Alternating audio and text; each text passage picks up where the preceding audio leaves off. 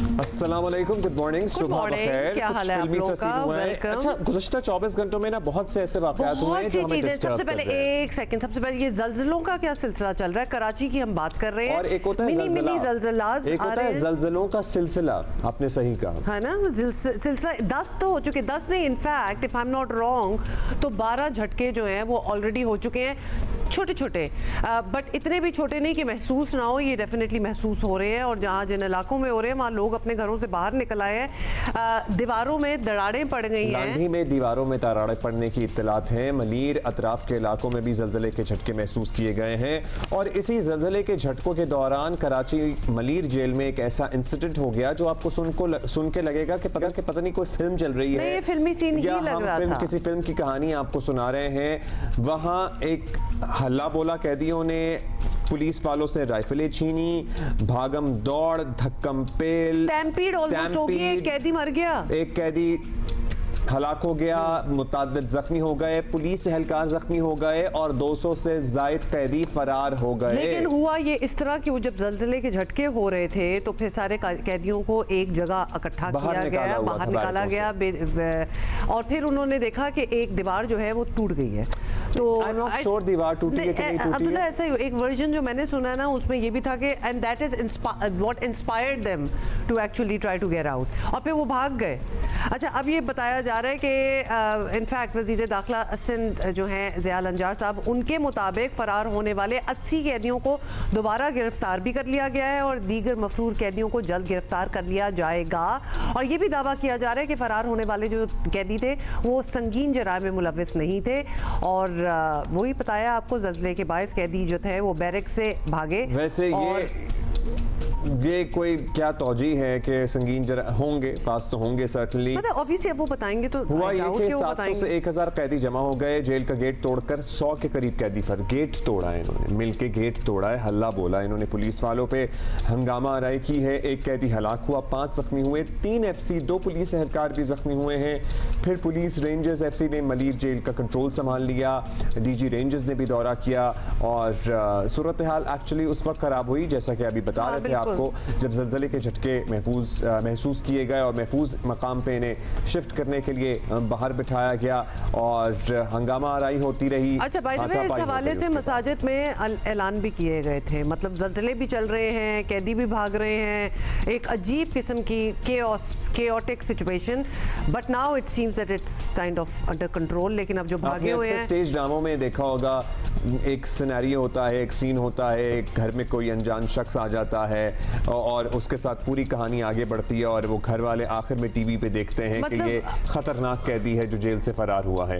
अच्छा, एक तो आपने बिल्कुल सही बात की है, और अक्रॉस द बॉर्डर की एक मूवी भी याद आ गई है जिसका मैं नाम नहीं लूंगी, है वही लोग जाके देखना स्टार्ट हो जाएंगे। बिसाइड सारा ड्रामा तो इधर हो रहा है। कहने का मतलब ये है कि इतना बड़ा ज़लज़ला नहीं था कि इतना कुछ करने की ज़रूरत पड़े, बट परहैप्स हिफाजती इक़दाम तो लेने ही होंगे, तो लिहाजा ये सब हुआ। माई ओनली कंसर्न इज़ कि वो कैदी जो भाग गए और जो नहीं पकड़े गए उनको पकड़े, क्योंकि ये कह देना कि मतलब वो इतने संगीन जराइम नहीं थे, all that whatever, they were still in jail for something that they did, तो उनको तो डेफिनेटली पकड़ना चाहिए। और इसको रिव्यू भी करें कि मतलब अगर कभी सारे कैदी मिलकर इस तरह का कोई हंगामा मचाने की कोशिश करें, so what are the capabilities कि जेल इंतज़ामिया इसे हैंडल कर सके। हॉलीवुड की भी ऐसी मूवीज़ हैं कैदियों वाली जहाँ कैदियों ने रिवोल्ट किया है, रिवोल्ट वगैरह। अभी हम आगे बढ़ेंगे और बाय द वे इस्लामाबाद में भी एक बहुत ही अफसोसनाक वाक़या हुआ है 17 साल टिकटॉकर बच्ची का, उस पर भी हम तफसील से आपको अपडेट करेंगे लेटर इन द शो। लेकिन पाकिस्तान ने हमारे तैयारे गिराए। भारतीय फोर्सेस चीफ का ये एतराफ़ जो है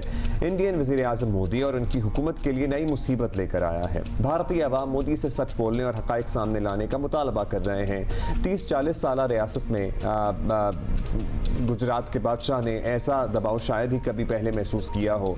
पाकिस्तान के खिलाफ भारतीय जहरीत पर भारत को जिस आलमी सिफारती काफ़ी तन्हाई का भी सामना था, अब उसमें मज़ीद इजाफा हो रहा है। बिल्कुल, उसमें मज़ीद इजाफा नज़र आ रहा है। मोदी को कनाडा में होने वाले G7 इजलास की अब तक दावत नहीं मिली। सोचें कितना फोमो हो रहा होगा।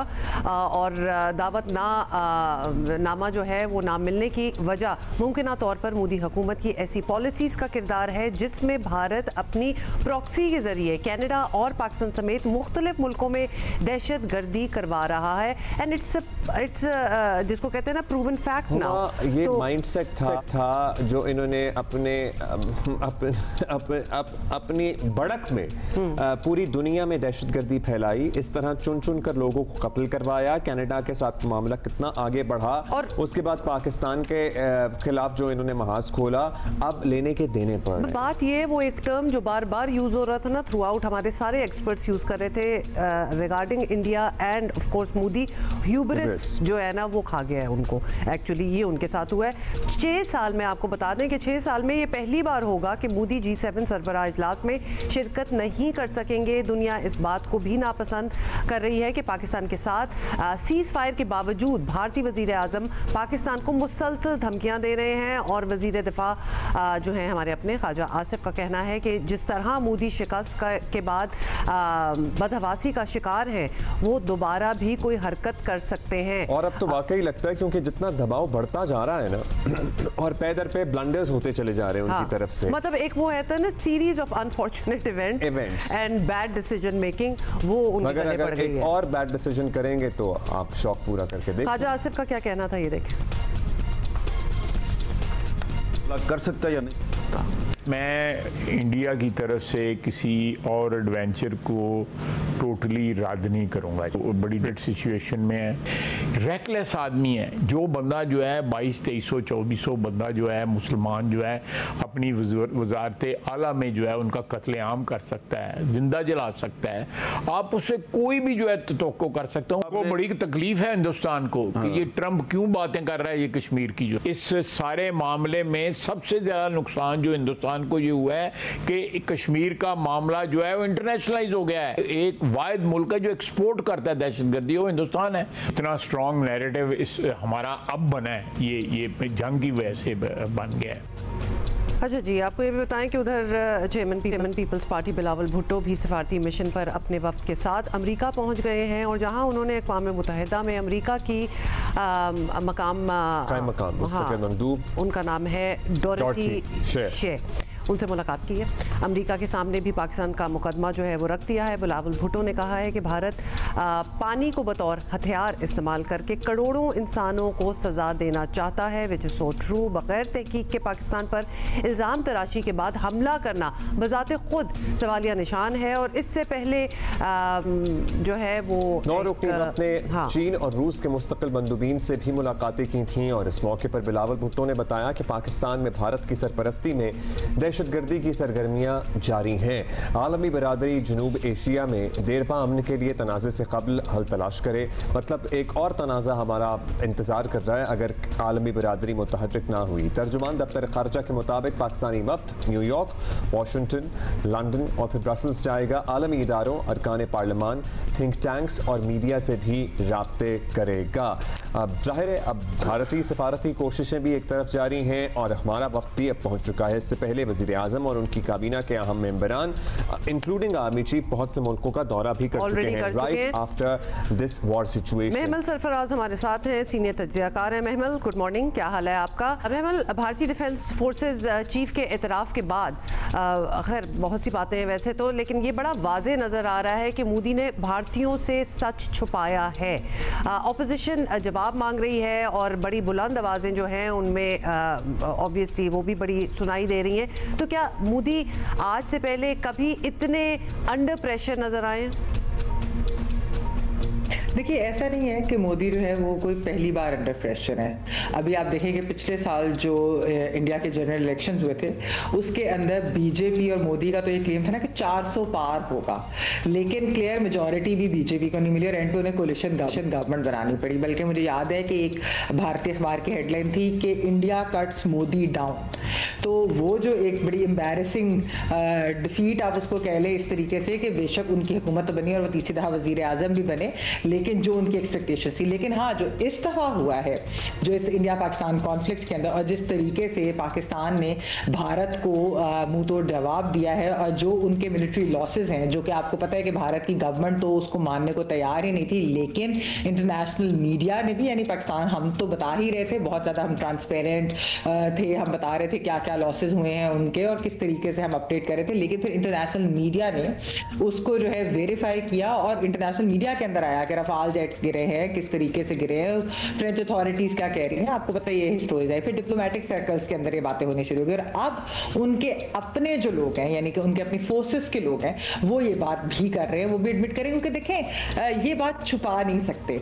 ये मोदी हुकूमत जो है वो चाहे कि वो छुपाना भी चाहे, वो इलेक्शन ट्रेल के ऊपर हैं, इलेक्शन कैंपेन के अंदर वो बार बार ऐसी बात कर रहे हैं कि जैसे तो वो जीते हुए हैं। हालांकि सबको पता है कि इंडिया को ना सिर्फ ये कि वो जीते नहीं, उनको हार का भी सामना करना पड़ा, और उसके अलावा ये कि मोदी किस तरीके से एक्सपोज हो रहे हैं। आपको पता है उनकी ऑपोजिशन पार्टीज जो हैं वो तो रोज उनसे आए दिन सवाल करती हैं कि बताएं कि अमेरिका के साथ अमेरिका ने क्यों सीज़फायर का कहा, कौन गया था अमेरिका के पास, कैसे हुआ ये सीज़फायर, अमेरिका का क्या किरदार है। और अब जब से ये जनरल चौहान के कमेंट्स आए हैं उसके बाद तो मजीद सवाल आते हैं, और बहुत सारे अगर आप उनके ट्विटर अकाउंट्स देखें जो मोदी हुकूमत से बहुत क्लोज हैं, ख़ासतौर पे मीडिया के अंदर हों या इस तरह के जो लोग हैं, वो क्या ट्वीट्स कर रहे हैं, वो बेसिकली अपनी ही ये जनरल चौहान के खिलाफ वो कर रहे हैं कि इन्होंने इस तरह की बात क्यों की, इन्होंने ब्लूमबर्ग को ये बात क्यों की, इन्होंने सिंगापुर में जाके इंटरव्यू क्यों दिया, ये तो लोकल मीडिया को देना चाहिए। लेकिन लोकल मीडिया को वो क्या इंटरव्यू दें, भारतीय लोकल मीडिया तो फेक न्यूज़ चला रहा था कि लाहौर की बंदरगाह भी कब्जा हो चुके और कराची में भी अटैक और पता नहीं क्या क्या चीज़ें वो चला रहे थे। तो इंडियन मीडिया को कौन जो है वो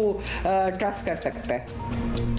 अच्छा बेबल, अब यहाँ से आगे जाना है, आपको पता है हम तो बड़े क्लियर हैं, हमारी ख्वाहिश पहले भी अमन की थी, अब भी बड़े वाजे है, हम डी एस्केलेशन चाहते हैं, मुज़ाकरात हों, अमन की बात हो, लेकिन इंडियन साइड पे तासुर है कि बीजेपी सरकार के होते हुए तो ये काम हो नहीं सकता। हम तो अपना ऑपरेशन ख़त्म करके अपनी फतह का जश्न भी मना चुके, वहाँ पे ऑपरेशन चल रहा है उनके ख्वाबो ख्यालों में, उनके ज़हन में, उसको कहते हैं they are constantly in a state of war right now mentally. So आपको भी यही तासुर मिल रहा है कि वहाँ जब तक बीजेपी है, अमन की ख्वाहिश रखना हमारी सिर्फ ख्वाहिश ही हो सकती है, होना कुछ भी नहीं है। देखिए, मैं आपको ये बात बताऊं कि ये बिल्कुल बात सही है। मैं कोई ज़्यादा ऑप्टिमिस्टिक नहीं हूं कि जब तक मोदी सरकार हो या बीजेपी की गवर्नमेंट हो कि वो कोई भी पाकिस्तान के साथ जो है चीज़ों को लॉन्ग टर्म वो कोई डायलॉग कर सकें या कुछ चीज़ों को आगे मजीद बेहतरी की तरफ ले जा सकें। लेकिन मैं ये ज़रूर समझती हूँ कि अगर इंटरनेशनल कम्यूनिटी जो है वो भारत के ऊपर प्रेशर डाले, वो मोदी के ऊपर प्रेशर डाले और इस चीज़ का वो तयन करे कि ये लाजमी बात है। देखिए, पाकिस्तान तो आज से तो नहीं कह रहा, पाकिस्तान तो कई सालों से, दहाइयों से ये बात कर रहा है कि हमें अमन की तरफ चाहिए, हम अमन चाहते हैं। आप देखिए, पाकिस्तान के अंदर इलेक्शंस के अंदर इंडिया को इशू नहीं होता, इंडिया के बारे में कोई ऐसी बात भी नहीं की जाती। वहां पर इंडिया के इवन आप लोकल इलेक्शंस हो रहे हैं, यानी कि उनके स्टेट इलेक्शंस इस वक्त भी जिस तरह हो रहे हैं, उसके अंदर भी पाकिस्तान एक इशू होता है। जनरल इलेक्शंस के अंदर तो बहुत ज्यादा ये जिंगोइज्म होता है। तो पाकिस्तान के लिए बहुत डिफरेंट है। आप देखें कि वो पीपल्स पार्टी की गवर्नमेंट हो 2008 वाली, या नवाज शरीफ साहब की गवर्नमेंट, उससे पहले जनरल मुशर्रफ की जो थी उनकी रजीम के दौरान भी, फिर इमरान खान साहब की हुकूमत हो, और अब PDM-1 और फिर PDM-2 आप देख लें। हमारी तो मुतवातर जो गवर्नमेंट्स हैं वो पीस ही की बात करती रही हैं, वो अमन ही की बात करते रही हैं, वो यही कहते हैं कि डायलॉग के बगैर कुछ हो नहीं सकता। हाँ, ये मोदी सरकार जब से आई, क्योंकि ये इतनी हॉकिश है और ये एक्चुअली पाकिस्तान को जो इनका टारगेट करना होता है, उसकी बहुत बड़ी वजह ये है कि ये पाकिस्तान का नाम लेकर वहाँ की जो मुस्लिम माइनॉरिटी है ये उसको भी टारगेट करते हैं। और आपको पता है कि बुचर ऑफ गुजरात मोदी को ऐसे तो नहीं कहा जाता, गुजरात के अंदर जिस तरीके से बेईमाना कत्ल हुआ, कत्ल गारत हुई मुसलमानों की अंडर हिज वॉच जब ये चीफ मिनिस्टर थे, तो ये एक बहुत बड़ी प्रॉब्लम जरूर है। लेकिन मैं समझती हूँ कि अगर इंटरनेशनल कम्युनिटी जो है वो इनके ऊपर प्रेशर डाले और वो कहे कि you have to come on the negotiating table. और आपने देखा है कि प्रेसिडेंट डोनाल्ड ट्रंप जो है अमेरिका के सदर, वो ये बात बार बार कह रहे हैं कि आप दोनों बैठकर बात करें, क्योंकि दो न्यूक्लियर नेशन हैं और ऐसा नहीं हो सकता कि इस तरह की इररिस्पॉन्सिबिलिटी दिखाई जाए जो भारत की तरफ से हमने देखा है कि जिस तरीके से वो बार बार अनप्रोवोक्ड अटैक्स करते हैं, क्योंकि ये सारी दुनिया को पता है कि जब अनप्रोवोक्ड अटैक होगा तो हम अपनी सॉवरेनिटी के लिए ऑफ कोर्स हम उसको बचाने के लिए अपना जवाब भी देंगे।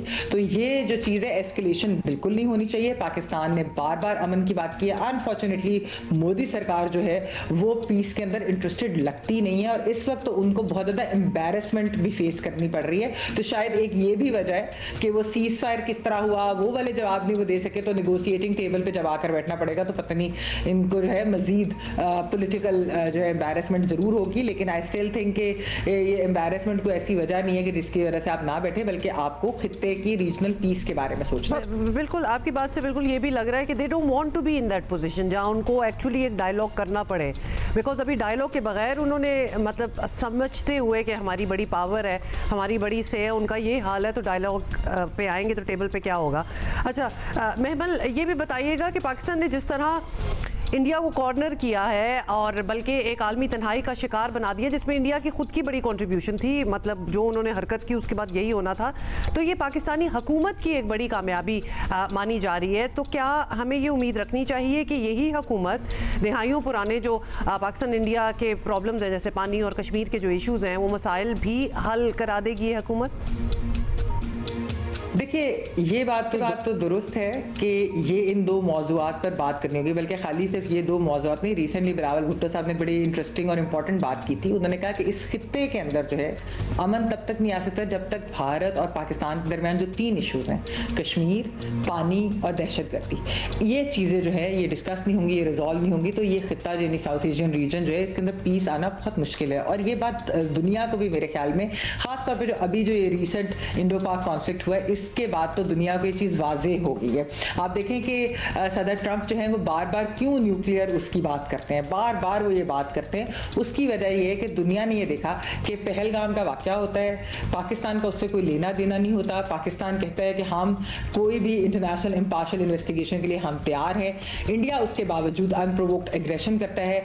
इंडिया जो है पाकिस्तान पर हमला करता है, ठीक है, हम उनको जवाबी कार्रवाई करते हैं, उनके हम जेट्स भी गिराते हैं, उनको खूब मिलिट्री लॉसेज होते हैं, लेकिन वो फिर भी बार बार हमें प्रोवोक करता है, एक के बाद दूसरी प्रोवोकेशन, एक के बाद दूसरी प्रोवोकेशन। फिर वो हमारी एयर बेसिस को हिट करते हैं, फिर उसकी भी हम जवाबी कार्रवाई करते हैं और फिर इंडिया जो है वो भागता हुआ सीज फायर के लिए जाता है अमेरिका के पास और फिर एक सीज फायर होता है। लेकिन दुनिया को ये चीज नजर आ गई कि ये मसले जब तक रिजॉल्व नहीं होंगे, खास तौर पर कश्मीर का इशू जब तक रिजॉल्व नहीं होगा, तो तब तक ऐसा ही है कि अगर कोई भी इस तरह का इंसिडेंट भारत के अंदर होता है तो वो पाकिस्तान पर इल्जाम लगाकर इस तरह का अनप्रोवोक्ड एग्रेशन अगर करता है तो वो फिर 2 न्यूक्लियर ममालिक हैं, तो एस्केलेशन जो है वो ना चाहते हुए भी कैदा हो सकती है। तो इस चीज को रोकने के लिए इन इश्यूज के ऊपर इन 2 ममालिक को बैठना पड़ेगा।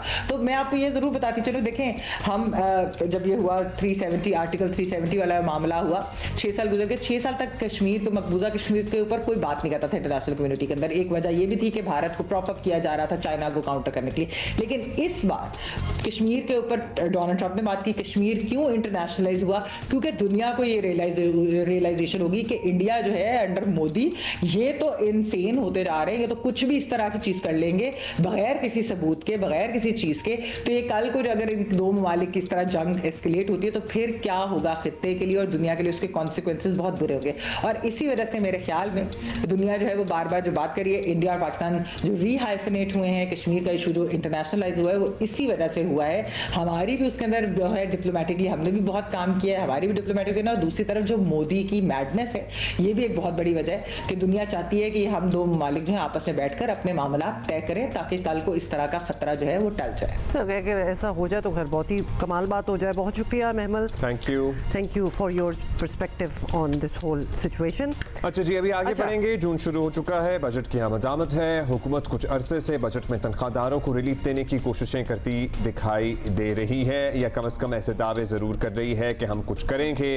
अमल कितना होता है ये वक्त बताएगा। जो तजावीज़ सामने आ रही हैं वो ऐसी हैं कि सारिफीन की एक जेब से रकम निकाल कर दूसरी में डाली जाएगी। वेरी नाइस, बड़ा खूबसूरत आपने ये कंपैरिजन दिया है। अच्छा जी, सब कुछ ये हो रहा है और बजट में नए मंसूबे ना होने के बराबर हैं और 1000 अरब रुपए के 118 मंसूबे जो हैं ख़त्म कर दिए गए हैं। और FPR ज़राए बता रहे हैं कि फाइनेंस बिल में तनख्वाहदार तबके से टैक्स का बोझ कम करने की एक तजवीज़ ये है कि बचत स्कीम्स और बैंक मुनाफा पर 2% मजीद टैक्स आयद कर दिया जाए। So this is one way of doing it. Tax बढ़ाने के लिए नए बजट में कुछ और तजावीज़ भी सामने आई हैं, मगर साफ नज़र आ रहा है कि हुकूमत ने हमेशा की तरह रेवेन्यू बढ़ाने के लिए आसान रास्ते ही का इंतखाब किया है और टैक्स नेट बढ़ाने के बजाय हुकूमत की तमाम तवज्जो जो है वो पहले से टैक्स देने वाले सेक्टर्स जो हैं उन्हीं पर लगी हुई है। ये हो चुका है पहले।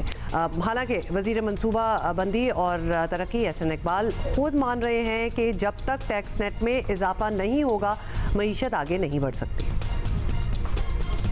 हम एक बहुत टाइट मालियाती डिसिप्लिन में जिसका IMF के साथ मुआहदा किया है और अपने लिए भी हमें मुल्क के अखराजात और आमदनी में तवाज़ुन लाने के लिए इसे फॉलो करना ज़रूरी है। हर वो शख्स जो टैक्स अदा करता है उसे हुकूमत के साथ मिलकर भरपूर किरदार अदा करना है ताकि हम इस मुल्क से टैक्स चोरी को ख़त्म कर सकें। तनख्वाहदार तबके ने 400 अरब का बोझ उठाया हुआ है, जबकि पूरे पाकिस्तान की ताजर कम्युनिटी इसका आधा भी शायद टैक्स नहीं देती। तो ये तजादात के साथ तो हम आगे नहीं बढ़ सकते। अब तजवीज़ ये दी जा रही है कि मकामी तौर पर तैयार करदा 850 cc गाड़ियों पर सेल्स टैक्स की शरह 12.5 से बढ़ाकर 18% कर दी जाए, जिसका मतलब ये हुआ कि छोटी गाड़ियाँ और महंगी होंगी। मुशीर ख़जाना खैबर पख्तूनख्वा मुज़म्मिल असलम का कहना है कि वज़ीर प्लानिंग ने आज मईशत की अफसरदा सी तस्वीर पेश की है। ऐसा क्या पॉलिसी है जो मैं PSDP में देख रहा हूँ, पैसे नहीं दे रहे, टैक्सेस आप नए लगा रहे हैं, तो अगले साल भी जो है वो जिसे कहते हैं बिल्ली के ख्वाब में छिछड़े गेले या कोई भी वर्ड यूज़ कर लें। बेबसी आप ये देख लें कि हम तरक्की की बातें करते हैं, हम उड़ान पाकिस्तान से हम कहते हैं 3000 अरब डॉलर और हमारे जो तरक्याती अखराजात 1000 अरब, जो GDP का अब आधा फीसद या पौना फीसद भी नहीं रह गया। और इसके मुकाबले में जो बड़े सूबे हैं वो आज वफाक से बड़ी PSDP कर रहे हैं, ADP कर रहे हैं और उसके बावजूद उन पे मेहरबानी है। उसके अलावा मैंने आपको बताया 47 अरब प्रोजेक्ट्स, ऑन गोइंग स्कीम्स बेतहाशा। तो ये ओवरऑल सूरत हाल है। तो अगले साल भी जो मैं नहीं समझता कि पाकिस्तान में जो है कोई मौजूदा हो जाए। अच्छा जी, ये आपने सुन लिया। अब जरा हम इस पर बात करते हैं। मेहताब हैदर साहब हमारे साथ हैं, नुमाइंदा सीनियर सहाफ़ी हैं द न्यूज़ के। बहुत शुक्रिया मेहताब साहब, आपने वक्त दिया। मेहताब साहब, बजट की तैयारी अब आखिरी मराहिल में है। आवाम को और ख़ास तौर पर तनख्वाहदार तबके को उम्मीद है कि टैक्स में कुछ कमी होगी, लेकिन जहाँ शॉर्टफॉल अभी से 1000 अरब रुपए का आ रहा है तो ये उम्मीदें रखनी भी चाहिए। क्या एक्सपेक्ट करें? 1000 अरब रुपए से ज़ायद है पहले 11 माह के दौरान। और अगर आप जून का टारगेट देखें तो FBR का जो टारगेट पार्लियामेंट ने अप्रूव किया था वो था 12,970 अरब रुपए।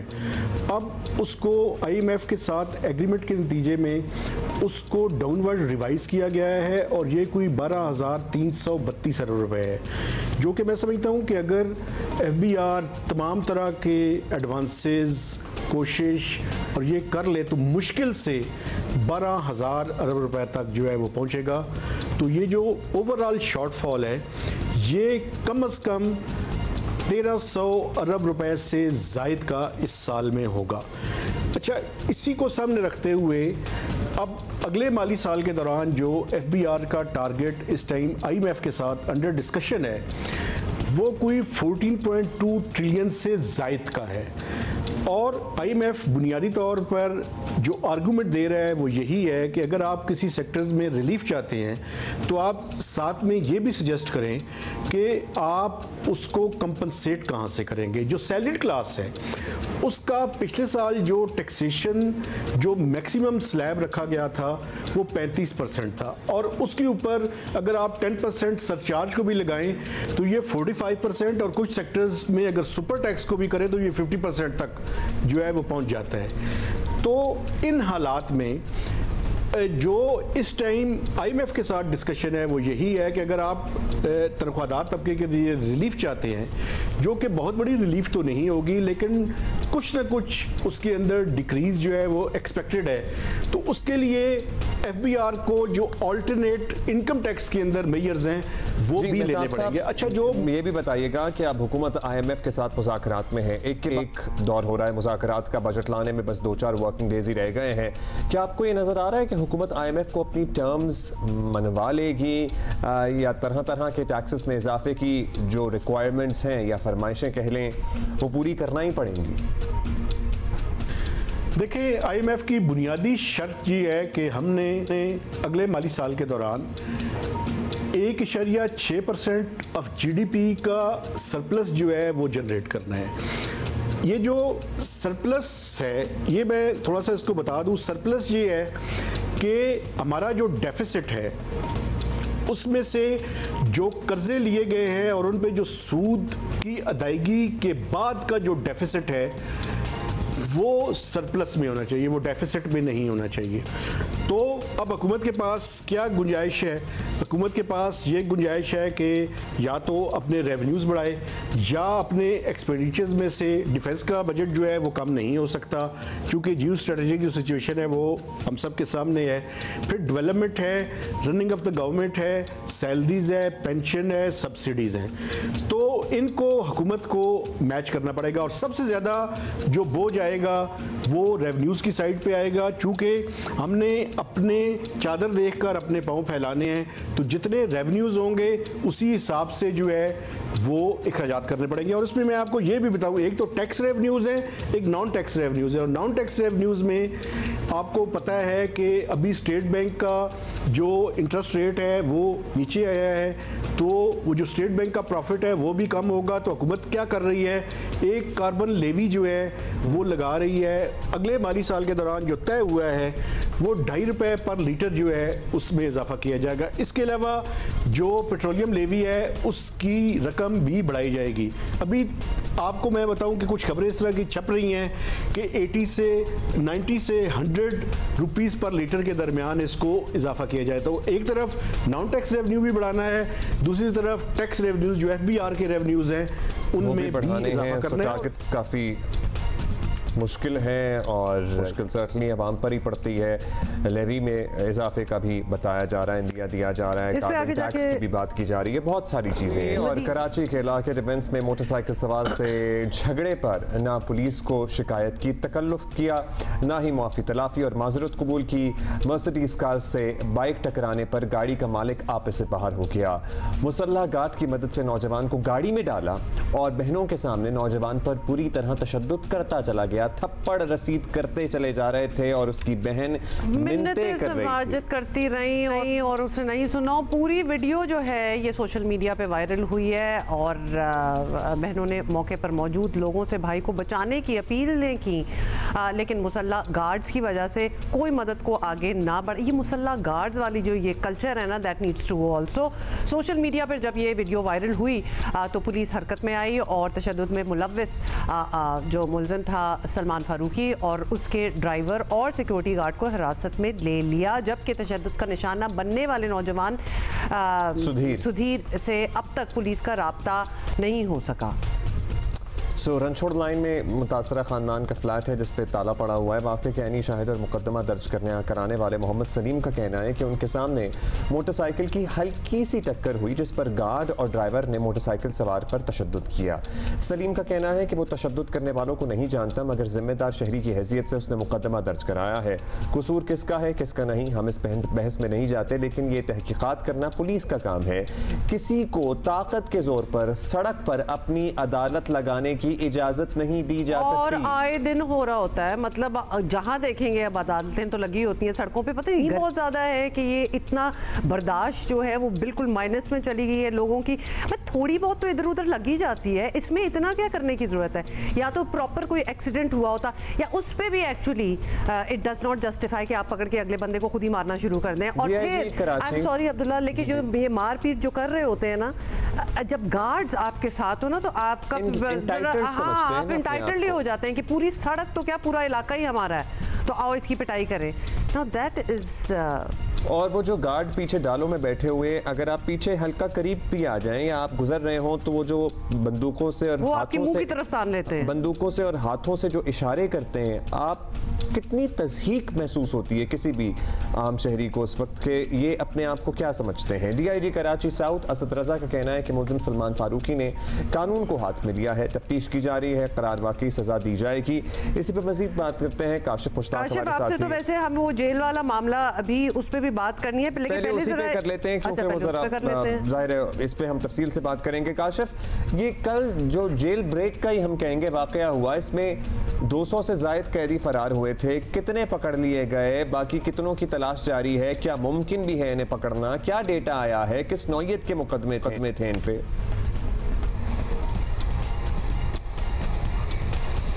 देखें, ये बैरिक्स नंबर जो है वो 2 और 6 बताया जाता है कि इसके जब गुज़िश्ता रात ज़लज़ले का झटका महसूस हुआ तो इस दोनों बैरिक्स के जो कैदी हैं वो 600 के करीब कैदी थे, जिनको जो है वो बैरिक्स से बाहर निकाल कर बिठाया गया। इसी दौरान जेल की दीवारों पर जो है वो दरारें पड़ी और ये तमाम तर जो कैदी हैं ये उठकर भागे, और भागने के दौरान बताया जा रहा है इब्तदाई तौर पर जेल सुपरिटेंडेंट की जानिब से कि 216 जो कैदी हैं वो मौके से फ़रार हुए थे। 80 कैदियों को जो है वो रात गए, पुलिस की जानिब से हिकमत अमली बनाई गई, एतराफ़ की गोटों पे भी सर्च ऑपरेशन किया गया, जबकि जेल के अंदर भी जो है वो तमाम तर लिस्टें दोबारा से मुरतब की गई, और उसके बाद ये पता चला कि 80 कैदी जो हैं वो अब तक वापस गिरफ्तार कर लिए गए हैं, जबकि दीगर 100 से ज़ायद कैदी ऐसे हैं जो अब भी मौके से फ़रार हैं और उनके हवाले से भी पुलिस की जानिब से तफ्तीश की जा रही है। अब से कुछ देर कबल IG सिंध की जानिब से भी जेल का दौरा किया गया, जबकि गुज़िश्ता रोज़ रात गए जो है वो वज़ीर दाखिला की जानिब से भी वाक़े का नोटिस लिया गया और इस हवाले से तफसीलात तलब की गई। ताहम जेल सुपरिटेंडेंट की जानिब से ना सिर्फ जेल की सिक्योरिटी बढ़ाई गई है, रेंजर्स को तलब किया गया, बल्कि साथ साथ जेल के अंदर भी ऑपरेशन किया गया। बाहर की भी सिचुएशन ये है कि अब मुख्तलिफ इलाकों के अंदर जो जेल के करीबी आबादी है वहाँ जो है वो पुलिस की नफरी डिप्लॉयड कर दी गई है और मसाजिद में बाकायदा ऐलान भी किए गए हैं कि बात है कि वो जो भागे हैं वो क्यों जेल के करीब कोई सोसाइटीज़ में या कोई वहाँ होंगे, वो अब भागे होंगे, और फिर इतना बड़ा मुल्क है, ज़रूरी तो नहीं है कि वो लिटरली यहीं सिंध में ही रहें, वो तो कहीं और भागेंगे। तो वी आर वंडरिंग कि किस किस की मदद जो है पुलिस ने तलब की है। बाकी पंजाब वगैरह में भी पुलिस हुकाम से बात की है और आइडेंटिफिकेशन दें जो भागे हैं। दूसरा ये बता दें, ये कल वाला सलमान फारूकी वाला जो मामला है, इसमें एग्जैक्टली क्या हुआ है और अब जो पकड़ लिया है इस शख्स को क्या केस बनता है? देखिए, जो ऐनी शाहिद है उसके मुद्दत में इस वाक़े का मुकदमा दर्ज किया गया और उसमें ये बताया गया कि एक लग्जरी गाड़ी जो है वो सड़क से गुजर रही थी, इसी जानिब जो है वो एक मोटरसाइकिल सवार की जानिब से जो है वो मामूली सा हिट किया गया और उसके बाद ये तकरार हुई। तकरार के बाद ना सिर्फ तशद्दुद किया गया सलमान फारूकी की जानिब से, बल्कि एक और शख्स की जानिब से भी जो है वो तशद्दुद किया गया। मुख्तलिफ इस वाक़े की वीडियो मंजर यहाँ पर आई। गुज़िश्ता रोज़ DIG साउथ ने इस वाक़े का नोटिस लिया, वज़ीर दाखिला ने नोटिस लिया और लेने के बाद एक टीम तश्कील दी गई। इब्तदाई तौर पर जो सलमान फारूकी हैं इनको मुकदमे में नामजद भी किया गया। इनकी जो गाड़ी, जिस गाड़ी को हम वीडियो में देख सकते हैं, उस गाड़ी को भी जो है वो जब्त कर लिया गया और साथ साथ पुलिस की जानिब से बताया जा रहा है कि इब्तदाई तौर पर पहले इसके गार्ड को और जो एक ड्राइवर है उसे गिरफ्तार किया गया, फिर शाम गए जो है वो जो सलमान फारूकी हैं इसे भी गिरफ्तार कर लिया गया। ताहम इससे तफ्तीश भी की गई और साथ साथ जो एक और वीडियो में एक शख्स नज़र आ रहा था जो पहले हाथापाई करता है और फिर गिरबान से पकड़ के जो मुतासरा फैमिली है उसका जो एक शख्स है उसको खींचता है, तो इस हवाले से उसे भी जो है वो अब पुलिस की जानिब से बताया जा रहा है कि गिरफ्तार कर लिया गया है। ताहम जब ये वाक़या रिपोर्ट हुआ उसके बाद वहाँ लोग जमा थे, जो मुतासरा फैमिली है इसके साथ जो इसकी 2 बहनें हैं वो मौजूद थी, उनकी जानिब से माफ़ी भी मांगी गई, लेकिन बाअसर शख्स ने जो है वो इन्हें नहीं जाने दिया और एक गाड़ी के अंदर सवार करके इब्तदाई तौर पर ये बताया जा रहा है कि वहाँ से ले जाने की भी कोशिश की जा रही थी और तशद्दुद भी किया जा रहा था। ताहम इस हवाले से जो लोग बहुत सारे मौजूद थे वहाँ पर, उनकी जानिब से बीच बचाव करने की कोशिश भी की गई, लेकिन उस वक्त तक जो है वो तशद्दुद का निशाना बनाया जा चुका था। ताहम फिर जाने दिया गया इनको और इस तमाम तर मामले की जो है वो वीडियोज़ मंजर आम पर आई। पुलिस की जानिब से टीम तश्कील दी गई और इस मुतासरा फैमिली को तलाश करने की कोशिश भी की गई, लेकिन अब तक ये फैमिली तलाश नहीं की जा सकी है और जो इनका घर बताया जाता है रनछोड़ लाइन के इलाके में, वहाँ पुलिस की नफरी मुतादिद बार जा चुकी है, वो घर खाली है। इन्फ्लुएंशियल आदमी था, इन्फ्लुएंशियल लोग अक्सर बच हट जाते हैं, लेकिन यहाँ पे पुलिस ने कार्रवाई की, इनको पकड़ा, इनके अमले समेत पकड़ा, और सिर्फ अमले को नहीं पकड़ा, जो खुद मरकजी साहब थे, मुलजिम थे, उनको भी पकड़ा। यूजुअली अमले पे मुद्दा डाल के मुद्दा अमले पे डाल के रफा दफा हो जाता है मामला। एक और कमेंट्री हो रही है सोशल मीडिया पे कि जो लॉकअप है इसका लॉक नहीं लगा हुआ। भाई हम काशिफ ये साथ साथ तस्वीर दिखा भी रहे हैं और वाकई कुंडी जो है उसमें कोई लॉक नहीं है। क्या ऐसे ही होता है? मतलब जाहिर है भाग के तो कहाँ ही जाएगा, लेकिन जेल तो अब जेल मगर टूट गई है। सो इस पे क्या मौक़िफ़ है पुलिस वालों का? बिल्कुल ऐसा नहीं होता है अमूमन, लेकिन ये पहली अपनी नौयत की एक ऐसी जो तस्वीर है वो वायरल हुई। उसके बाद ऑफिशियली तस्वीर जो है वो पुलिस की जानिब से जो है वो मीडिया को भी दी गई और जो है वो जो इब्तदाई सोशल मीडिया के मुख्तलिफ प्लेटफॉर्म हैं वहाँ भी अपलोड की गई। ताहम इस हवाले से DIG साउथ से हमारी बात हुई, उनकी जानिब से बताया गया कि किसी शहरी की जानिब से तस्वीर खींच ली गई और इस तरह जो है वो इसे वायरल किया गया। लेकिन इब्तदाई तौर पर जो पुलिस की जानिब से तस्वीर मंजर आम पर आई, जो मीडिया के नुमाइंदों को दी गई, वो तस्वीर प्रॉपर है और उसमें लॉक भी लगा हुआ है। तमाम पुलिस की जानिब से हिकमत अमली अच्छी बनाई गई थी, फौरी तौर पर गिरफ्तार किया गया। DIG साउथ की जानिब से ये कहा जा रहा है कि अगर जो मुतासरा फैमिली है वो सामने आ जाए तो ये मुकदमा जो है वो और ज़्यादा स्ट्रॉन्ग इस हवाले से बन सकता है। चूँकि ये मुकदमा जो है वो एनी शाहिद की मुद्दत में जो है वो दर्ज किया गया है, तो इस वजह से अनलॉक होने की तो बात कर रहे हैं, मतलब ये लॉक्ड नहीं है, लेकिन वो जो कैदी भागे हैं जेल से, वो हम जरा बड़े कंसर्न हैं। जरा एक तो उनके जुर्म की नौयत बता दें, खासतौर पे जो अभी तक मिसिंग है, क्योंकि नंबर भी इतना बड़ा है कि so many of them are still missing. उसकी कोई लिस्ट पुलिस ने बनाई है? किस नौयत के केसेस थे? ट्रायल है, कैपिटल पनिशमेंट है, क्या है, क्या चल रहा था? और लोगों को अब उस इलाके में या वैसे ही पब्लिक को जनरली पता होना चाहिए कि क्या हो रहा है। जो जेल सुप्रिटेंडेंट है, रात गए भी हमारी उनसे तफसीली बात हुई। उनकी जानिब से बताया गया कि चूंकि कैदियों की तादाद काफ़ी ज़्यादा है और जो नंबर हैं वो प्रॉपर सामने नहीं आ रहे थे रात गए तक, और उसके बाद एक लिस्ट मुरतब की गई। चूँकि प्रेशर काफ़ी ज़्यादा था, IG सिंध की जानिब से भी वाक़े का दौरा किया जाना था, तो इस हवाले से अब जो है वो ये बताया जा रहा है कि 600 के करीब कैदी जो है उन्हें बैरिक्स से बाहर बिठाया गया था। 2 बैरिक्स जो हैं वो इसमें हैं और दोनों बैरिक्स में मुख्तलिफ नौयत के जो मुकदमात हैं उनके मुलजमान मौजूद थे, जिसमें कत्ल और दीगर दफात शामिल थी। ताहम इन मुलजमान के लिए जो है वो एक अब दोबारा से डेटा मुरतब किया गया है और मुरतब करने के बाद उनमें से ये बताया गया कि अब भी 100 से ज़ायद कैदी जो हैं वो उनका कुछ पता नहीं चला है। हिकमत अमली बनाई गई है, सिक्योरिटी बढ़ा दी गई है, ना सिर्फ जेल के अंदर बल्कि एतराफ़ में भी, और उनको गिरफ्तार करने के लिए भी कोशिशें शुरू कर दी गई हैं। जो कैदी रात गए भी हमने देखा कि मुख्तलिफ ऐसी वीडियो सामने आई कि जिनमें कैदियों को दोबारा पकड़ा गया है, तो आम शहरियों की जानिब से भी उन कैदियों को पकड़ा गया है, उनकी जानिब से वीडियोस बनाई गई हैं और वापस जेल इंतजामिया के हवाले किया गया है। क्या फिगर है, कितनों को नहीं पकड़ा जा सका? जिनको पकड़ लिया बड़ी अच्छी बात है, कोई 60, 70, 80 पकड़ लिए। जिनको नहीं पकड़ा जा सका उनको पकड़ने के लिए क्या हिकमत अमली है? क्या रेलवे स्टेशनों पे कहा जा रहा है, लारी अड्डों पे कोई नफरी तैनात की गई है? मतलब ये कितना डेंजरस है। कोई हो सकता है ना कि इस तरह उनके अगेंस्ट को विटनेसेस वगैरह हों जो बाहर हों, इनकी ग्रीवेंसेस हों, ऐसी चीजें हमने होते हुए देखी हैं, तो अब वो आज़ाद हैं।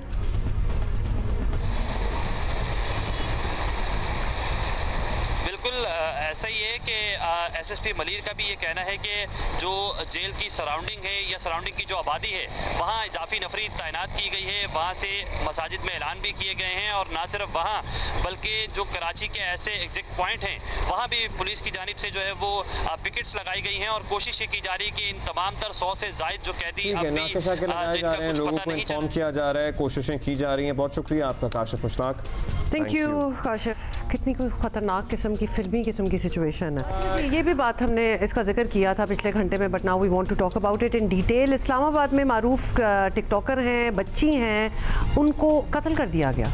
पुलिस हुकाम का कहना है कि थाना संभल की हदूद सेक्टर G13-1 में घर में ये बच्ची जो है, इनको बच्ची इसलिए बाय द वे कह रहे हैं, she is only 17 years old, वरना तो it was her birthday yesterday and she turned 17, सो 16 साल की थी तो बच्ची ही 16 बिफोर दैट।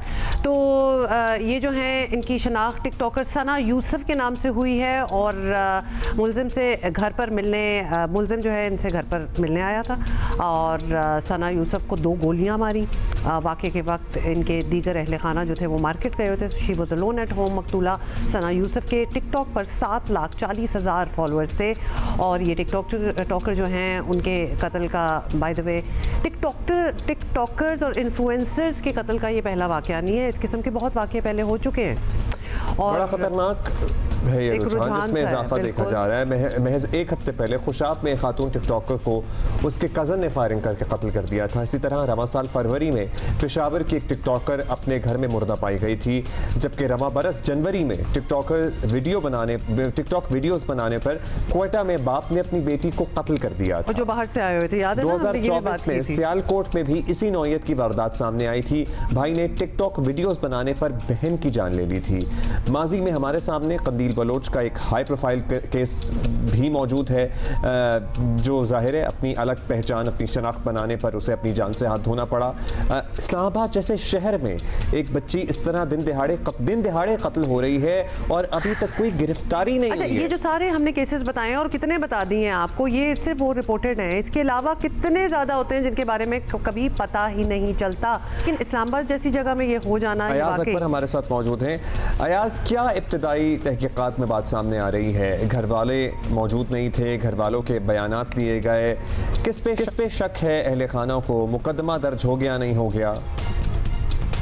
अब्दुल्ला, बिल्कुल एक बड़ा अफसोसनाक वाक़या है। इस्लामाबाद का इलाका है G13-1, थाना सुंबल है।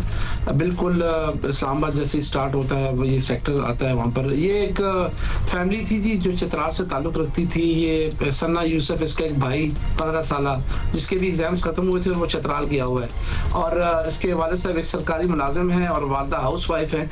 ये जो वाक़या कल 5 बजे के करीब हुआ है तो इसकी वालदा साथ ही G13 के पास मार्केट है, वहाँ से कुछ घर का सामान लेने गई थी और वालिद साहब इसके ऑलरेडी किसी काम से बाहर थे और भाई इसका ऑलरेडी चित्राल में था। ये अपनी फुप्पो के साथ, जो कि कुछ दिन पहले ही इनके साथ 3-4-5 दिन से आई सी रह रही थी, ये अपने घर में मौजूद थी। ये ऊपर वाले पोर्शन में अब्दुल्ला रिहाइश पजीर थे और अचानक से एक फायर की आवाज़ आती है और इस दौरान एक कन्वर्सेशन भी होती है कि तुम यहाँ से जाओ, यहाँ कैमरे लगे हुए हैं, मैं तुम्हें पानी देती हूँ।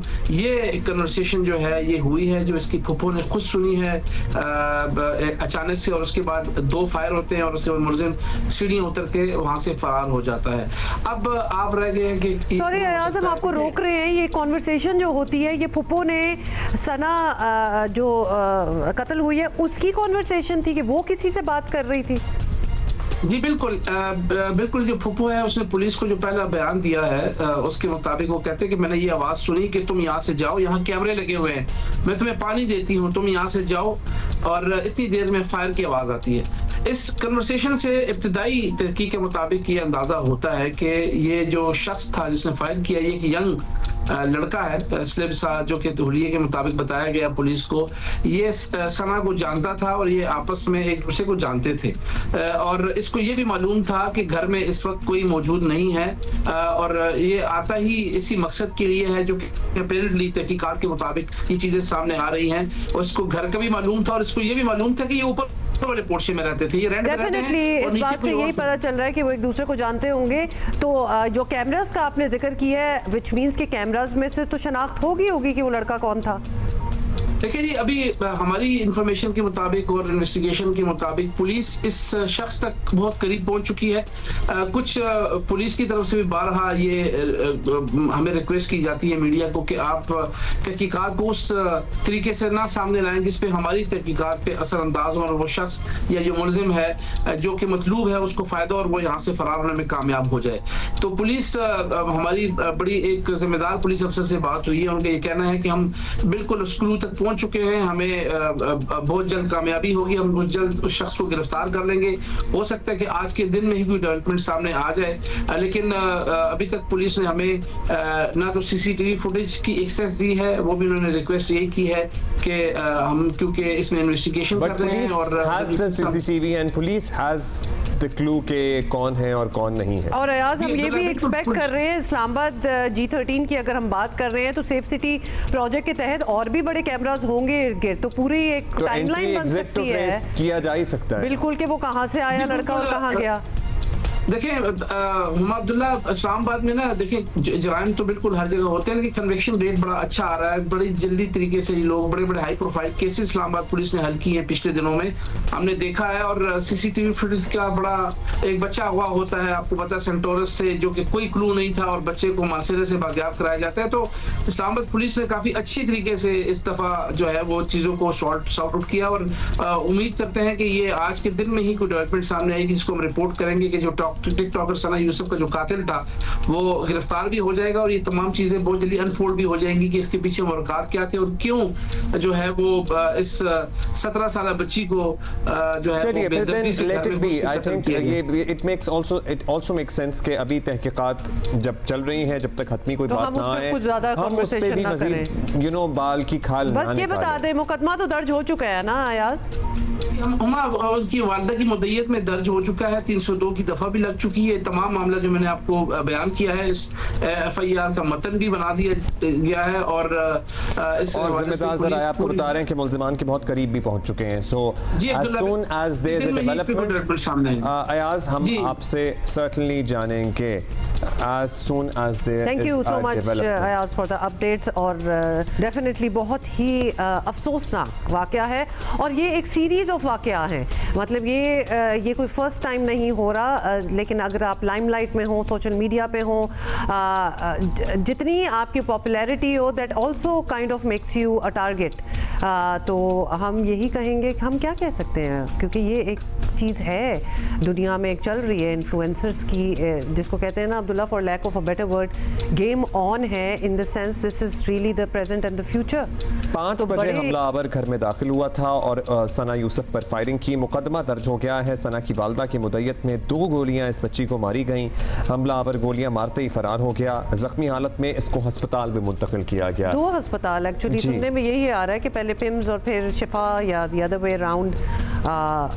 तो इनको Why was he moved from one hospital to another? ये नहीं पता, लेकिन यही खबर हमने भी सुनी है। जख्मों की ताब ना लाते हुए बच्ची चल बसी। मुलजिम को सामने आने पर शनाख्त कर सकते हैं, वालिदा ने ये भी बता दिया है। तो यानी वो जानते होंगे, they know probably, या फिर सामने आए या इतनी उन्हें शनासाई है कि वो सामने आए तो वो पहचान लेंगे। और उनकी रिलेटिव का पुप्पो का ये कहना कि वो उसको जाने को कह रही थी, तो दैट ऑल्सो कोई टिफ जिसको कहते हैं, कोई शायद कोई मामला, कोई लड़ाई शड़ाई चल रही हो दोनों में। बहुत ही चीज़ें हैं, we don't want to speculate right now, जो कि डेफिनेटली इन्वेस्टिगेशन में आ जाएंगे and will keep you updated. Moving on blockchain technology और क्रिप्टो करेंसी में पाकिस्तान अपनी इनफरादी शनाख्त बनाने की तैयारियों में है और क्रिप्टो काउंसिल तश्कील दी जा चुकी है। लेकिन ज़मीनी पोजीशन ये है कि पाकिस्तान में क्रिप्टो करेंसी का स्टेटस जो है वो अब तक कानूनी नहीं है, तो इट इज़ अनलॉफुल। इस सिलसिले में वफाकी वज़ीर ख़जाना मोहम्मद औरंगज़ेब की ज़ेर सदारत क्रिप्टो काउंसिल का कल इजलास हुआ। एलामिया के मुताबिक इजलास में स्टेट बैंक, SECP, कानून और IT डिवीज़न के नुमाइंदे शरीक हुए। क्रिप्टो असासों के रेगुलेशन के लिए खुद मुख्तार अथॉरिटी कायम करने पर मुशावरत की गई और टेक्निकल कमेटी की तश्कील का फैसला भी किया गया है, जो मुजव्वज़ा कवानीन और फ्रेमवर्क पर काम करेगी। कमेटी की सिफारिशात अगले इजलास में पेश की जाएंगी। रवा हफ्ते अमरीका में क्रिप्टो काउंसिल पाकिस्तान के सरबराह बिलाल बिन साकिब ने ऐलान किया था कि हुकूमत पाकिस्तान की ज़ेर क़यादत बिटकॉइन को कौमी ज़खायर का हिस्सा बनाया जा रहा है। दुनिया में इसे बड़ी पेशरफ्त के तौर पर देखा गया है। माहिरीन के मुताबिक इस वक्त पाकिस्तान में कमोबेश 2 करोड़ से ज़ायद सार्फिन क्रिप्टो मार्केट में सरगर्म हैं। जी हाँ, अरबों रुपए की डिजिटल असासों के ये मालिक हैं। पाकिस्तान में चूँकि अब तक ये गैर कानूनी है, इसलिए ऐसे सार्फिन दुबई और दीगर ममालिक में बैंक अकाउंट्स खुलवा कर ट्रांजैक्शंस करते हैं।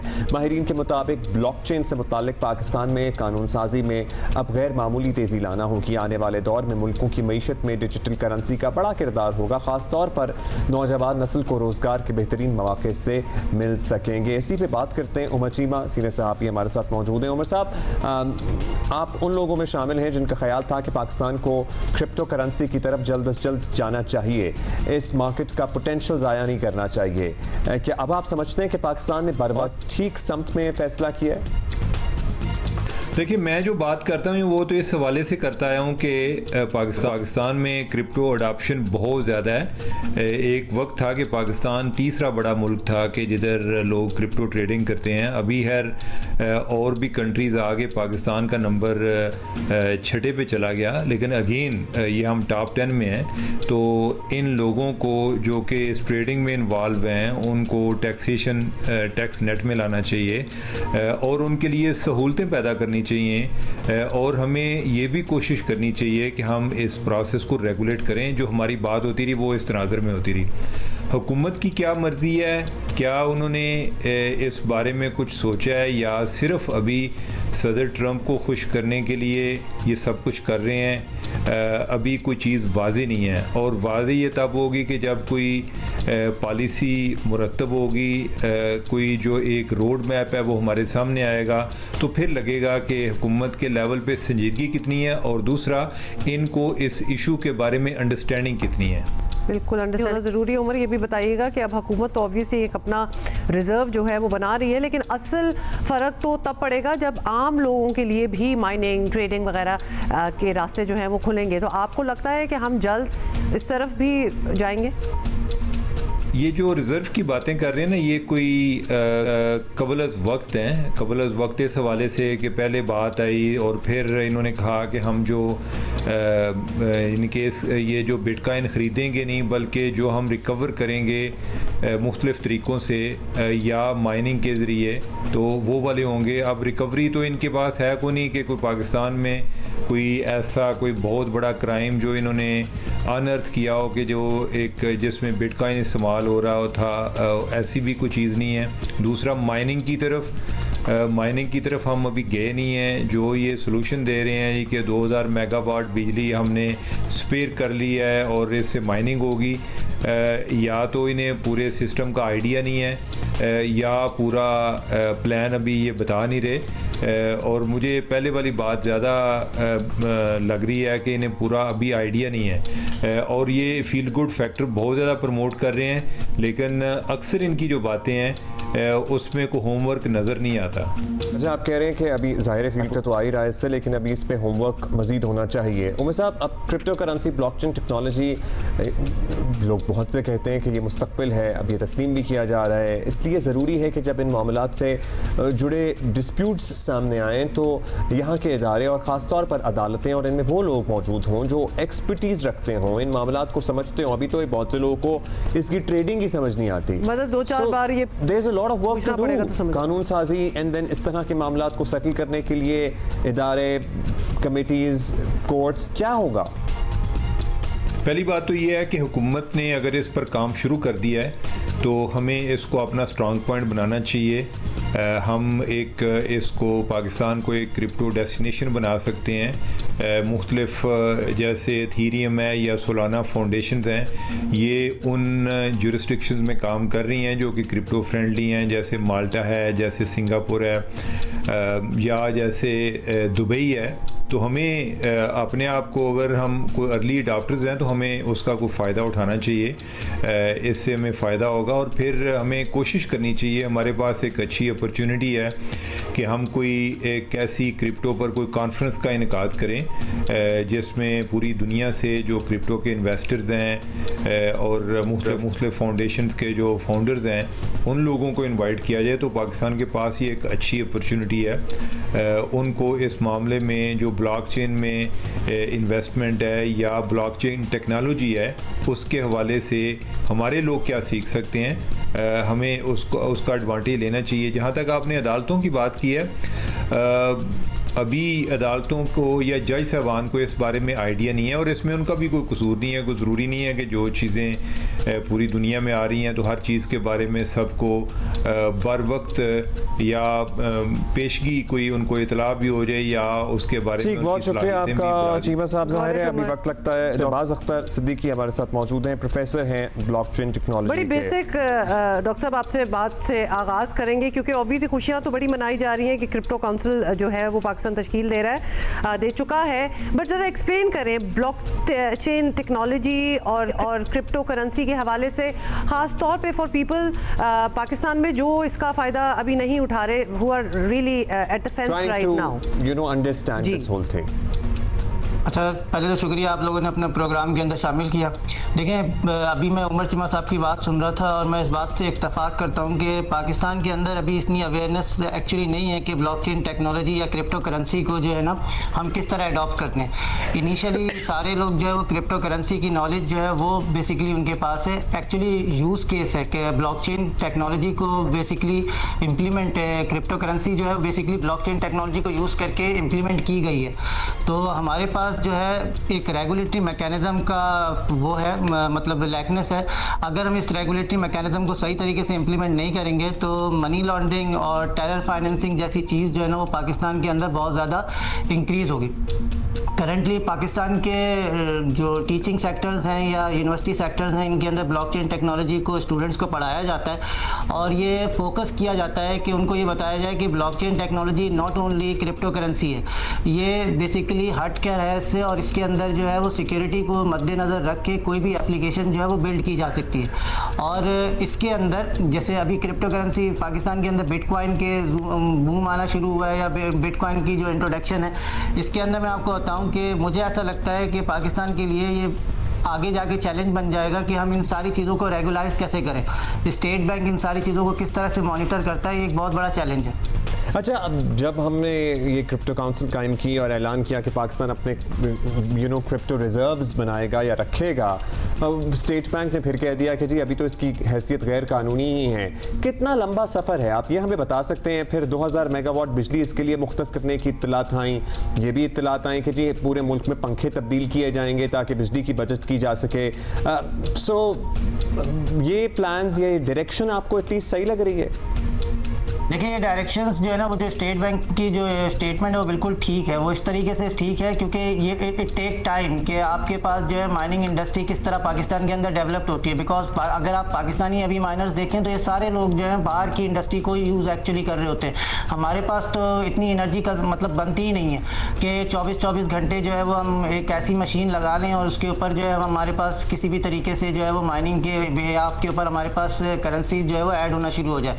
तो इट टेक टाइम, और इससे पहले आपको ये अंडरस्टैंड करवाना पड़ेगा, जो भी टेक्नोलॉजी इंप्लीमेंट हो रही है उसको ये अंडरस्टैंड करवाना पड़ेगा आपके अपने लोगों को कि इसको आपने किस तरह से यूज़ करना है। बिकॉज आपके पास सिर्फ इस्तेमाल ही नहीं है, आपके पास इसको सिक्योर इस्तेमाल करने का तरीका आना चाहिए।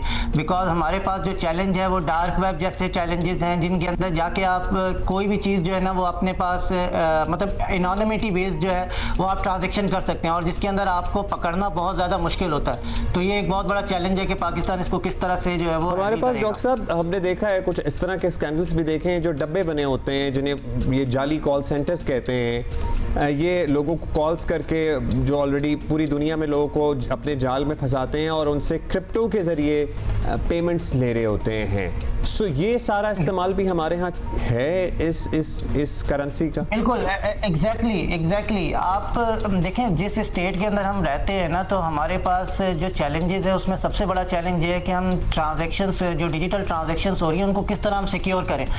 तो हम basically is it all traceable? वैसे बिल्कुल एग्जैक्टली। ये अगर ब्लॉकचेन टेक्नोलॉजी से इम्प्लीमेंट होता है तो थ्रू स्मार्ट कॉन्ट्रैक्ट आप इसको ट्रेस कर सकते हैं और इसकी चीज़ों को जो है ना आइडेंटिफाई कर सकते हैं। बट इट डिपेंड अपॉन कि आप किस तरह से बेसिकली रूल्स इन्फोर्स करते हैं और बेसिकली इन सारी चीज़ों को कंट्रोल करते हैं। तो ये डिपेंड करता है कि जो रेगुलेटरी मैकेनिज्म है वो किस तरीके से डिसेंट्रलाइज वे के अंदर इम्प्लीमेंट किया जाता है।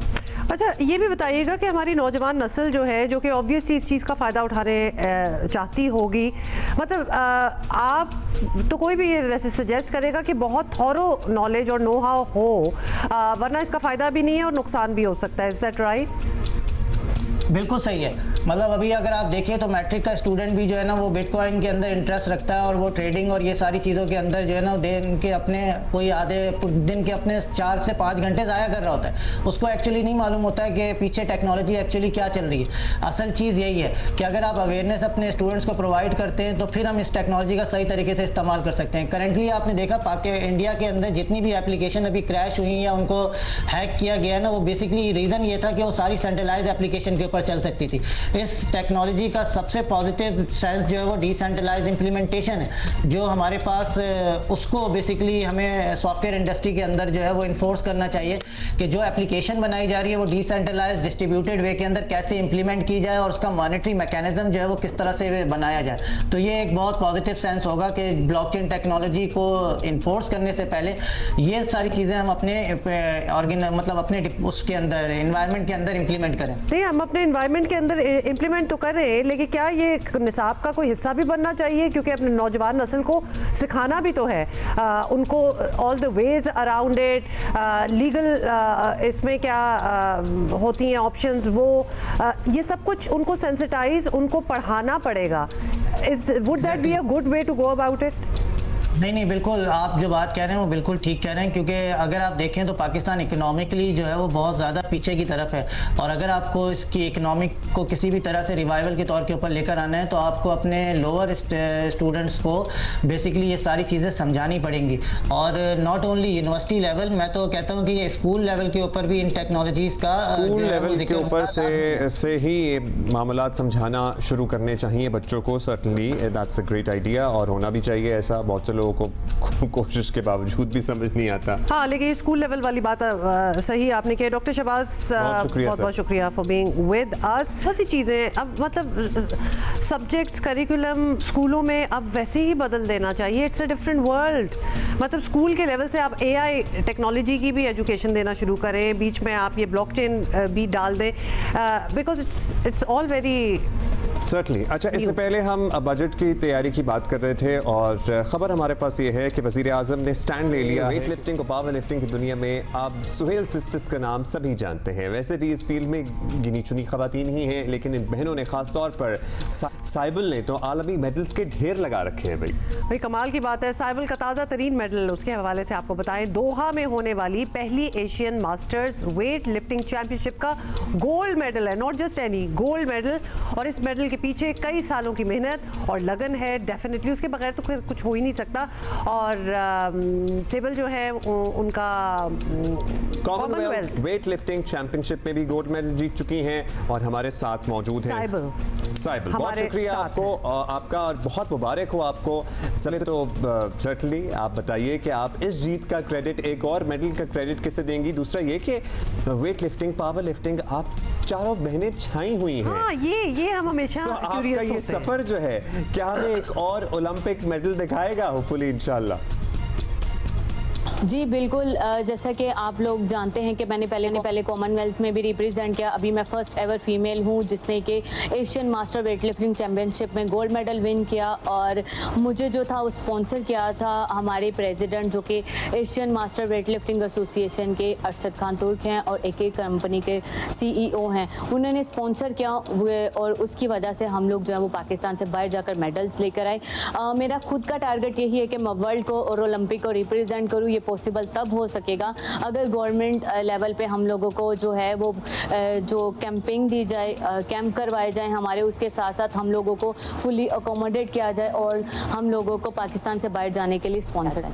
ज़बरदस्त। अच्छा, आपके टारगेट्स तो ऑब्वियसली वाज़े हैं, आपने खुद ही बता दिया। तो क्या इसके लिए आपकी फेडरेशन का ताउन, हुकूमत का ताउन, मुकम्मल सहूलियात, ये सब दस्तयाब हैं आपको? ख़ासतौर पर लेट्स जस्ट पुट इट, जो वादे किए गए थे वो पूरे हुए हैं अभी तक या नहीं?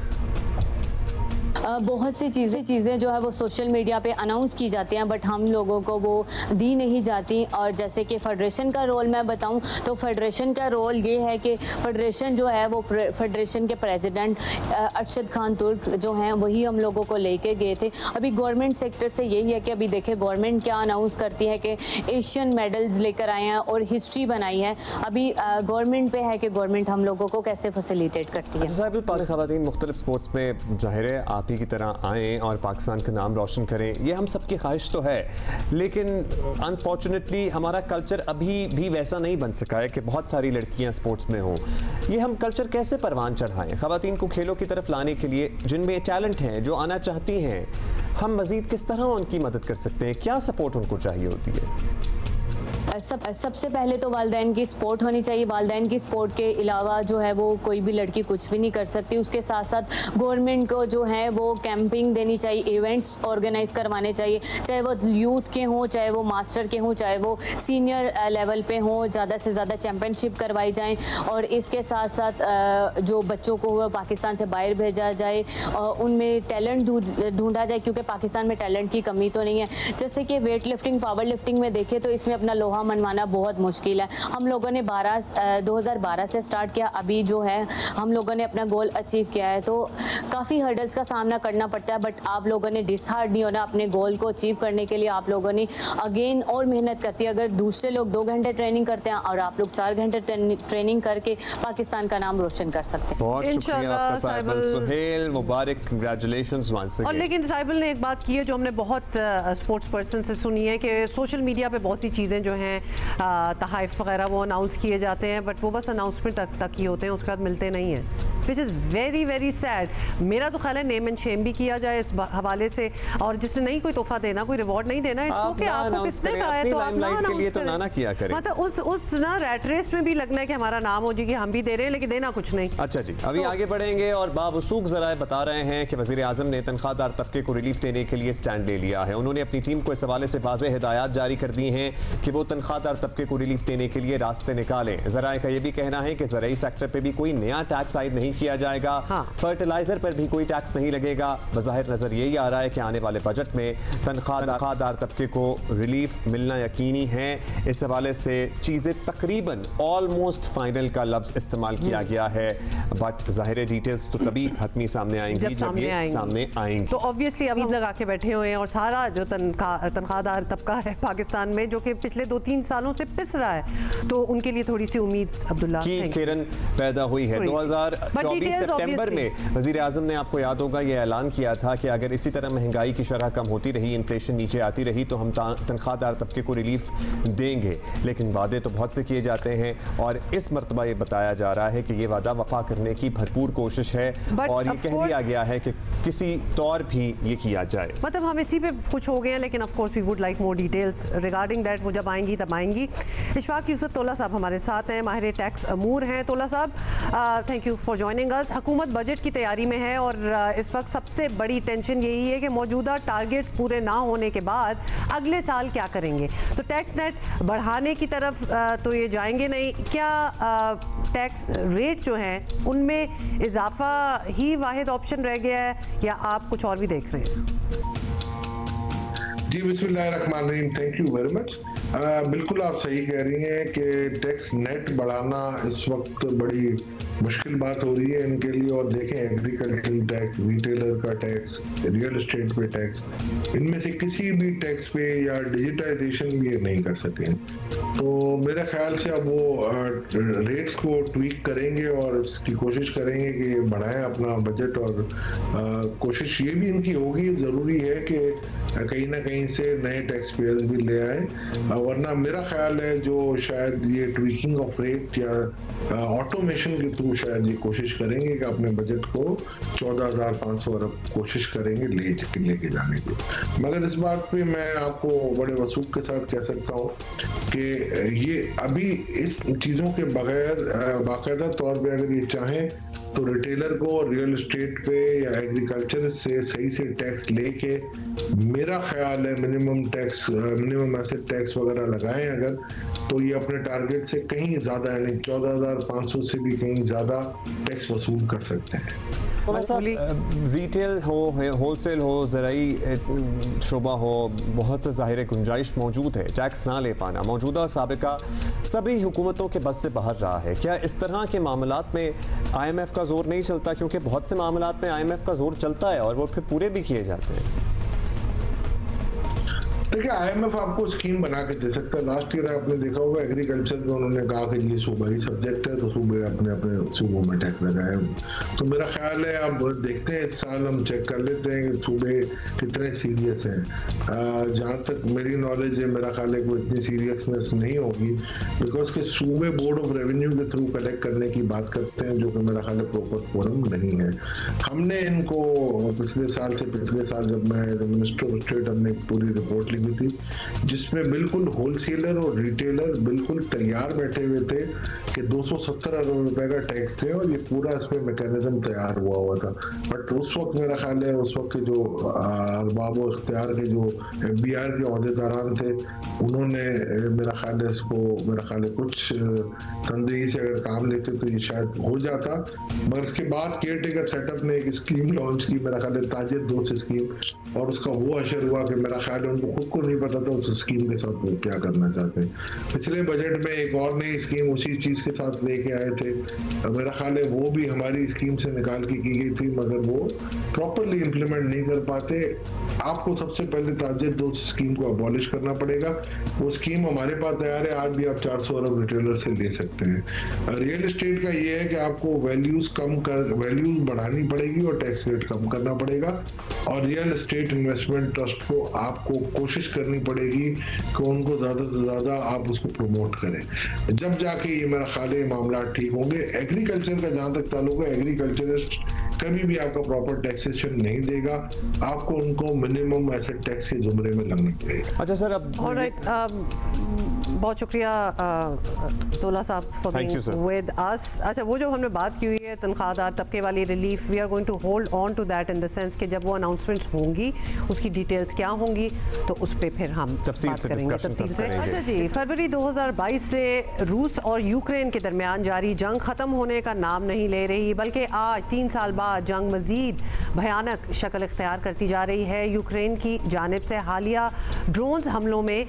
रूसी एयर बेसिस को बड़े पैमाने पर नुकसान पहुंचाया गया है और यूक्रेन ने रूस के मुतादिद फ़िज़ाई अड्डों पर किए गए ड्रोन हमलों में 40 से ज़ायद रूसी बमबार तैयारे को निशाना बनाने का दावा भी किया है, जिनमें न्यूक्लियर वॉर हेड ले जाने वाले तैयारे जो हैं वो भी शामिल हैं। अंदाज़ा करें आप। रूस यूक्रेन जंग के आगाज़ के बाद से इस हालिया हमले को ख़तरनाक और शदीद करार दिया जा रहा है। यूक्रेन ने हमला उस वक्त किया है जब तुर्किया के शहर इस्तांबुल में फ़रीक़ैन के दरमियान जंग बंदी के लिए मुज़ाकरात चल रहे हैं। सो ये इस वक्त करना raises a lot of questions as well. Professor Naeem Zafar साहब यूनिवर्सिटी ऑफ कैलिफोर्निया बर्कले में से वाबस्ता हैं, वो हमारे साथ मौजूद हैं, उनसे ज़रा समझने की कोशिश करते हैं इस मामले को। साहब, सबसे पहले तो जो चीज़ें सभी जानना चाहते हैं कि एक तरफ मुज़ाकरात चल रहे हैं, दूसरी तरफ यूक्रेन ने रूस पर इतना बड़ा हमला कर दिया, क्या मुहर्रिकात हो सकते हैं इसके? रूस ने भी किया है, यूक्रेन ने भी किया है। देखें ना, जब मुज़ाकरात चल रहे होते हैं, अपनी पोजीशन अपनी ज़्यादा मजबूत कैसे करते हैं, तो बजाय स्ट्रेंथ दिखाने से आपकी पोजीशन नेगोशिएशन में ज़्यादा मजबूत होती है। So this is a calculated risk. ये भी है, यूक्रेन ने जो मारे हैं, उन्होंने जहाज़ गिराए हैं अपनी ड्रोन से, वो प्लान कर रहे थे 1.5 साल से। तो 1.5 साल से प्लान करके आहिस्ता आहिस्ता उन्होंने सब वो डिपॉजिट कर दिए थे ड्रोन छुपा के। So this was remotely activated क्योंकि नेगोशिएशन में अपने आप को स्ट्रेंथ दिखाई जाए ताकि रशियन ज़रा नीचे बैठ जाएं। So it was all contemplated, all planned. आप कह रहे हैं ये कैलकुलेटेड रिस्क है जो लिया जा रहा है यूक्रेन की तरफ से। अच्छा, रशिया ने जवाबी हमले की धमकी तो दे रखी है, लेकिन obviously this is a positive development कि तुर्की में जो डायलॉग है वो भी जारी है, मुज़ाकरात से इनकार नहीं किया रशिया ने। तो क्या ये उम्मीद रखी जा सकती है कि वो रिस्ट्रेंट दिखाई? हाँ, अमर तो दिखा ही रहे हैं एक्चुअली, फिलहाल तो यही नज़र आ रहा है। और एस्केलेशन की तरफ फिलहाल ना जाएं। नहीं, एक्सेलरेशन जाएगा। देखें ना, उन्होंने ये रशियन जो हैं वो अपने गुड फेथ में नहीं कर रहे हैं निगोशिएट। पहली बात थी, उन्होंने एक लिस्ट ऑफ डिमांड दिखानी थी। अभी तक लोग इंतजार कर रहे हैं, लिस्ट ऑफ डिमांड्स नहीं आई। भैया, आपने अगर जंग ख़त्म करनी है, आपको क्या चाहिए, अपनी लिस्ट दिखाओ, फिर बात शुरू होगी। तो अभी तक लिस्ट नहीं आई। तो मतलब ये है कि रूस जो है गुड फेथ में नेगोशिएट नहीं कर रहा। वो समझ रहा था कि मैं वॉर जीतने वाला हूँ, तो क्या ज़रूरत है मुज़ाकरात करने की कि मेरा आप यूक्रेन ने उसको दिखाया ये अटैक करके, उसके जहाज़ों को तबाह करके कि आप नहीं जीत रहे, हम आपको नुकसान पहुँचा सकते हैं, तो शराफत से आके बैठ जाएं, शराफत से बात करें। So it's a negotiating tactic which makes sense. Professor साहब, आइएगा कि इस पूरे मामले में ट्रंप एक दफ़ा फिर मरकज़ी किरदार बने हुए हैं और वो ये अमन डील कराने के लिए तो मुतहर्रिक थे ही, लेकिन अब इस हमले के बाद उनके मिशन को ये बड़ा डेंट लगा है। तो ट्रंप की जो ख्वाहिश है कि वो आलमी अमन के सफ़ीर बने, क्या अब भी वो एक मौसर किरदार जो है वो अदा करने की पोजीशन में हैं? उनकी लेवरेज अभी है लेकिन लेवरेज अभी काम नहीं कर रहा। तो उनको दिखाना पड़ेगा कि वाकई अगर सीरियस हैं अपने जो रूस के ख़िलाफ़ जो सैंक्शंस को वाकई बढ़ाने को तैयार है। उसे ट्रंप ने लास्ट वीक में 2 वीक का उसका दिया है नोटिस पुतिन को कि अगर 2 हफ्ते में वो अपना स्टैंड चेंज नहीं करता तो वाकई फिर फाइनली अपने सैंक्शन बढ़ा देगा। तो उनका ट्रंप का अपॉर्चुनिटी है कि पीस मेकर बन सकते हैं, लेकिन अब तक वो समझ रहे थे कि ये घर वाली बात है, ये पुतिन मान जाएगा जो मैं कहूँगा, मेरा दोस्त है। अब उनको ये हो रहा है क्लैरिटी कि पुतिन उनके इतना दोस्त नहीं है और इतने गुड फेथ में नेगोशिएट भी नहीं कर रहा। तो जब तक ट्रंप उस पर ज़्यादा प्रेशर नहीं अप्लाई करेगा ये वॉर चलती रहेगी। So I think it's a good movement कि अब ट्रंप साहब को ये समझ आ गई है कि पुतिन गुड फेथ में नेगोशिएट नहीं करता, ताकि उसको धमकियां देंगे तो तभी बैठ के वो नेगोशिएट करेगा टेबल पे। So this is going in the right direction, it's just taking too long. All right. बहुत शुक्रिया professor Naeem Zafar, university of California Berkeley. ये नेगोशिएशन के टैक्टिक्स होते हैं कि जब नेगोशिएशन हो रही होती है तो फिर वहाँ पे अपनी सुप्रीमेसी या अपनी पावर इस्टेब्लिश करने के लिए इस तरह के रिस्क हरबे इस्तेमाल किए जाते हैं, but it is a calculated risk. Exactly, but if a risk can go either way, it can work in your favour, it might not work in your favour, तो वो दोनों चीज़ें हो सकती हैं, but this is what is happening. और बहुत सारी बातें हो गई आज। हाँ, बहुत एक राउंड अप जो है वो हम आपको देना ही चाह रहे थे, और एज यूजुअल बहुत सी खबरें जो हैं वो रह जाती हैं, वो कल कर लेंगे कल भी कर लेंगे, ऑफ कोर्स पूरा दिन खबरों का एक सिलसिला जो है वो जियो न्यूज़ पे तो चलता ही रहता है। आप हमें लिख के बताइएगा, अपना फीडबैक दीजिएगा। हमारा एक्स हैंडल है Geo Pakistan TV, and we are looking forward to your feedback and we are gonna see you tomorrow इंशाल्लाह। Have a great day, bye.